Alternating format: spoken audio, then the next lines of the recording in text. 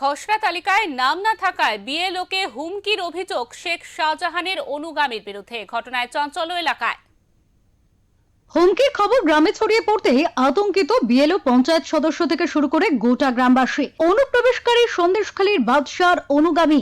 গত কয়েকদিন আগে নির্বাচন কমিশনের পক্ষ থেকে গোটা রাজ্যের পাশাপাশি হিঙ্গলগঞ্জ ব্লকে এসআইআর এর খসড়া তালিকা প্রকাশিত হয়েছে।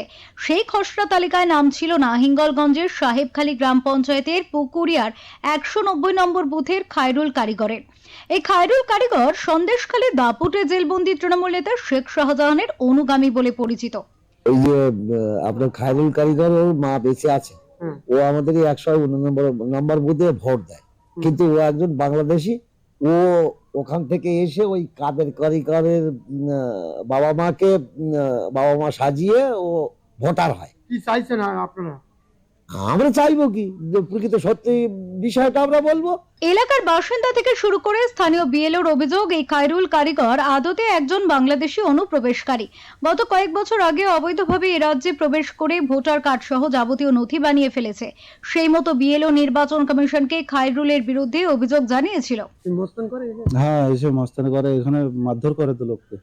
ভীষণ বাংলাদেশের লোক ওরা এসে, আপনারা যদি থাকেন কিছু করেন না, বা ওকে একটু তাড়ানোর ব্যবস্থা করুন। আমাদের এইখানে তো অনেক জমি জায়গা কিনে এখন চাষবাস করছে, মারধর করছে। পাশাপাশি যারা জমি জায়গা আছে তাদের পাশাপাশি মারধর করছে। কি চাইছেন এখন আপনি? আমরা চাইছি যে বাংলাদেশে চলে যাক। বিএলও অভিযোগ জানানোর পর খায়রুলকে নোটিশ দিয়ে শুনানিতে ডাকা হয়। শুনানিতে ডাক পেতে স্থানীয় বিএলওকে হুমকি দেন এই অনুপ্রবেশকারী। এমনটাই অভিযোগ বিএলও থেকে শুরু করে স্থানীয় পঞ্চায়েত সদস্য ও গ্রামবাসীদের। তাকে যখন জিজ্ঞাসা করা হয়, তিনি পুরো ঘটনাই অস্বীকার করেন।